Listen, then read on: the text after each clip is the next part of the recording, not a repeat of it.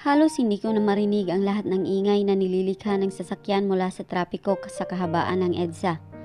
Halos hindi na rin ako makahinga sa antisipasyon na dulot ng pangyayari na naging dahilan kung bakit kami magkasama ngayon ni Daddy. My heart is beating wildly. Mas mabilis at mas malakas na hindi ko alam kung ano ang dapat kong gawin. I am out of words when my dad asked me to go out with him. Mabilis ako nagbihis. Iniwan ko rin si Jenny sa unit ko na tulog. Nag-iwan lang ako ng note para sa kanya. I know it's crazy trusting a person that you just met, but my instinct is telling me to. The fact is I can see myself to Jenny. The pain and suffering. We may have different sentiments, but we are the same. We are wounded. We are wounded by the man that we love. Habang nasa biyahe ay panay ang sulyap ko kay Dad. Naroon pa rin ang aura niyang galit, ngunit alam kong pinipigilan niya ang sarili para na rin sa akin. As much as possible, he wanted to talk to me in private, which I know is the best for the situation that I am in. Hindi ko man alam kung paano niya nalaman. Ang importante ay matatapos na ang lahat ng pagpapapanggap ko. Kinakabahan man, ngunit tanggap ko na kung ano man ang magiging pasya ni Dad para sa akin. We arrived in our home at Corinthian Gardens in Quezon City. Tulad ng dati ay tahimik pa rin ang mansyon at pawang caretaker lamang ang naroon. It is one-story house, fully furnished at renovated na ang bahay, kaya mas lalo pang gumanda ito nang palitan ng glass wall ang halos kalahati ng bahagi nito. May malaking fountain sa malawak na entrada ng bakuran na napapalibutan naman ng Bermuda grass at mga bougainvillea plants na sa gilid ng gate, maging sa palibot ng bahay. I keep my silence when we enter the mansion, no doubt of its grandeur. The modern Victorian-style interior is what impressed me the most. White and black combination with a touch of gold, a big chandelier in the ceiling, and a beautiful painting of my mother that tagged in the wall. 4 rooms and all in old Victorian style. One office room that is personally requested and designed by my father. A wide kitchen room that is connected to our greenhouse. 2 living rooms for any special occasions and 1 liquor room. Napaka-engrande at nakakamangha kung maituturing ang aming bahay. Ngunit napakalungkot naman nito kapag wala ako at si Daddy. My dad usually spent his night in my grandmother's house. Sa ganoong paraan man lang daw ay maipakita niya sa lola ko na kahit kailan ay hindi niya papalitan si Mami, habang ako naman ay minsan lang din kung dumalaw. Lahat din ng parte ng mansyon ay may bakas ni Atlas. He is the one who designed the new renovation. Atlas is an architect and a superior in his legay. Mula pa noon, alam kong magaling siya at magtatagumpay, na hindi ako nagkamali. He is well known in his job. Isa sa pinakabatang arkitekto sa buong Luzon. He got an offer abroad. Ang pinakahuli ay ang Burj Khalifa sa Dubai. In my office, Olive. Natigil ang anumang iniisip ko nang magsalita si Daddy. I instantly look at him behind my back. Mariin ang titig nito sa akin. Para bang inaarok ang aking buong pagkatao. My dad is a good man, but he is dangerous when needed. Yes, Dad. Sagot ko. Kinagat ko pa ang pang-ibabang labi dahil sa pagkakabulol. I am maybe strict in aura, but I lost words when it comes to my father. Ginagalang ko rin ito dahil iyon ang dapat para sa isang ama. Good. Wait for me inside. Wika nito, kapagkuhan. Hinarap naman nito ang bodyguard at minanduhan. Tumango ako kahit hindi na iyon nakita ni Daddy. Iniwan ko na rin ito sa sala kasama ang mga bodyguards nito. I walked directly to his office, near the guest room. Mabagal ang mga hakbang ko nang tuluyang makapasok sa loob. Bumungad kaagad sa aking mga mata ang aliwalas ng lugar, maging ang kasimplihan nito. Tulad ko, ay mahilig din si Daddy sa minimalist design. Me and Dad have the same style of office. I copied his idea, and he didn't complain. Isang maliit na bookshelf na nakadikit sa dingding. Kahoy na lamesa na pinakintab ng varnish at polish. Sa ibabaw nito ay ang mga papeles ni Dad na nasa isang maliit na stand. I sat on and waited my dad. Ilang minuto rin ang lumipas bago ito pumasok sa loob. Bumalik na sa dati ang aura nito, ngunit pangingilagan pa rin iyon ng iba. Hindi pa sanay dito. He walked directly to his chair and looked closely to me. An eye for an eye, like a superior to his comrades, a predator to his prey. Explain, Olive. I'm waiting. Walang kasing lamig na wika nito. I blinked and sighed heavily. Ibinaba ko rin ang aking tingin at tumango. Hindi ko alam kung saan ako uumpisahan. Hindi ko rin alam kung ano ang dapat kong sabihin. I can't find the right words to say. Alam kong kapag sinabi ko ang lahat, masasaktan si Dad. It is inevitable, but I have to. I need to. Para sa akin at para sa lahat. I'm unhappy, Dad. I've been wrecked for 10 years since I got married. My voice cracked. Nagsisimula na namang manikip ang dibdib ko habang nanunuyunan man ang aking lalamunan. Itinaas ko muli ang paningin sa aking ama. At last does not love me, Dad. I'm sorry. I formed my hand into a fist and tried myself not to cry in front of my father. I wanted him to see me a strong woman, that I can handle the things that is happening to me. Na kahit durog at wasak na ako ay kaya ko pa rin maging matatag. Ayaw kong makita niya na mahina ako. Ngunit sadyang ganoon nga talaga ako. I can't stand in stairs that I look down, surrendering. Ang kaninang pinipigilang luha ay hinayaan kong tumulo. Hindi naman siguro kalabisan kung hahayaan kong makita ni Dad ang tunay na ako. Ang isang bahagi ng pagkatao ko na matagal ko nang tinago. I am weak, wrecked and broken. My chest is hurting and all I can do is to cry and cry until my eyes hurt and my heart bleed. Doon lamang ako kumukuha ng bagong lakas ng loob. Doon lamang ako umaasa, mawawala ang sakit at tuluyang mamamanhid. Nakita ko siya. Nakita ko siya, anak. Nakita ko siya sa bahay niyo na may kasamang iba.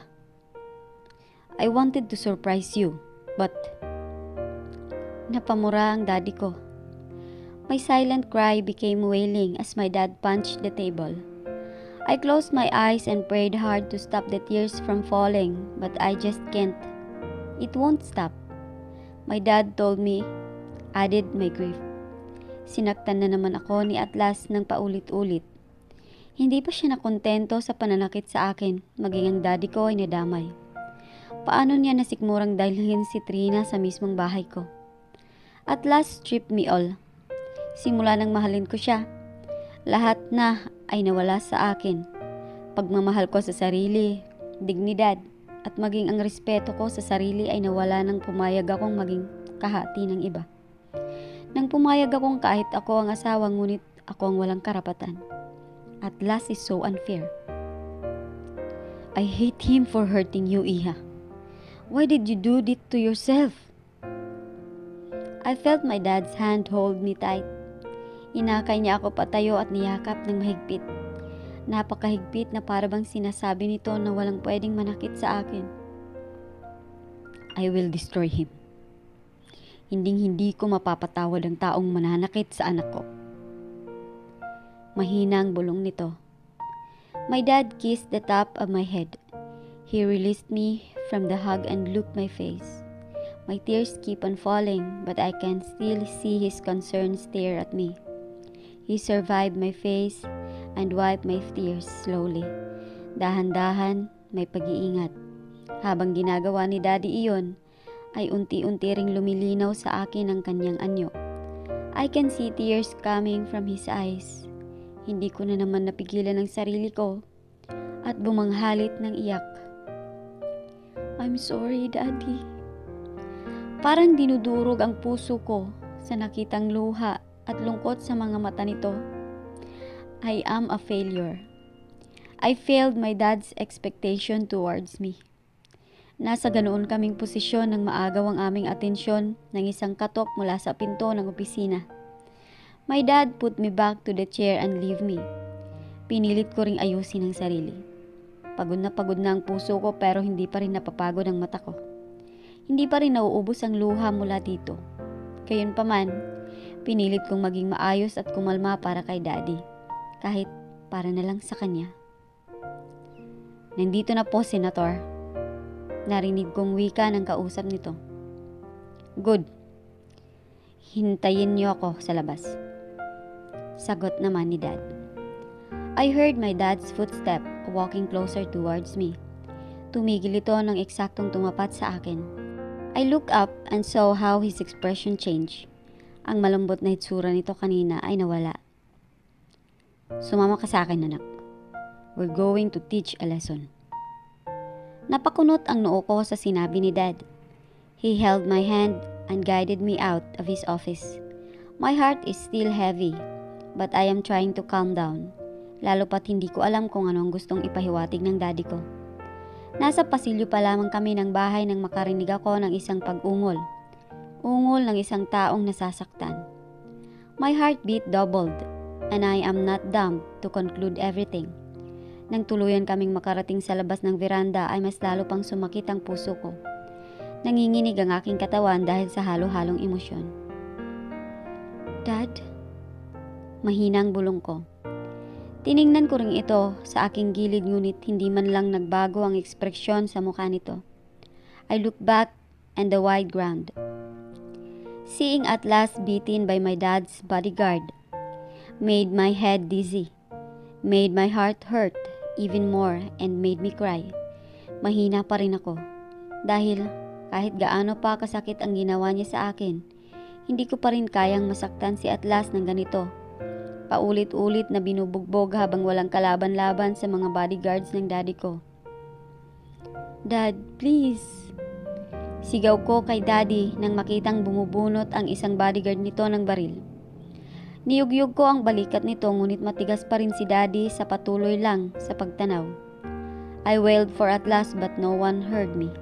Hanggang naramdaman ko na lamang ang pagtindi ng aking hilo, ang pagsakit ng aking puson at ang unti-unting panghihina. I put my hands on my belly as pain occupied my being. Napaupo ako sa sahig at sinulyapang muli si Atlas. Sumigaw muli ako nang makitang itinutok nito ang baril. I shouted and tried to stop them. Olive! Atlas shouted. I felt something gush before I lost consciousness. Hindi ko na nalaman kung anong nangyari sa mga sumunod dahil sa aking pagkahilo. When I woke up, the familiar scent of the hospital greeted me. The white ceiling, the nurse, and the private doctor that my dad hired for me. Everyone is watching my every move, and sometimes it makes me feel awkward. Even my dad cared for me too much. That confused me even more until they spilled the reason why. It's been a month since the day it happened. Tandang-tanda ko pa ang mga katagang binitawan ng doktor para sa akin. The words made me feel happy, but at the same time it hurts. It sent me so much emotions that I can't contain. I am pregnant. Buntis ako sa anak namin ni Atlas. Mahina ang kapit nito kaya kailangan ng dobling pag-iingat. Kung hindi lamang naagapan ni Daddy at nadala ako kagad sa ospital, ay baka nawala na ito. Na baka tuluyan na akong hindi magkaanak dahil may nakita silang problema sa aking ovaryo. I touch my belly as I remember the situation I am facing. Sa dami ng iniisip ko sa mga nakalipas na buwan, nakalimutan kong mag-inject ng contraceptive kaya ito nabuo. Gayunpaman, hindi ako nagsisisi sa nangyari. I am happy because of this existing life inside of me. It is always the blessing that I will accept. Kahit pa ako na lang mag-isa ang mag-aalaga at makakasama nito. Alam kong hindi papayag si Atlas na magkaroon kami ng anak. Sinampal na niya ako sa katotohanan ng iyon noon. He breaks me many times too. Ayaw kong pati ang anak ko ay saktan niya dahil sa galit niya sa akin. Hindi rin ako umaasang mamahalin niya ako dahil sa bata. Sa nobela lamang nangyayari ang mga kaimposiblehang iyon at malayo sa realidad. Hindi ko rin alam kung nasaan na si Atlas. My dad did not mention him while I am still at the hospital. Hanggang ngayon ay wala pa ring imik si Dad, lalo na sa mga nangyari. Hindi ko na rin pinilit na magsalita ito. I know how disappointed he is to Atlas, that I don't want to fuel his rage. Kahit pa gusto ko sanang malaman ang nangyari dito nang bugbugin ito ng mga bodyguards.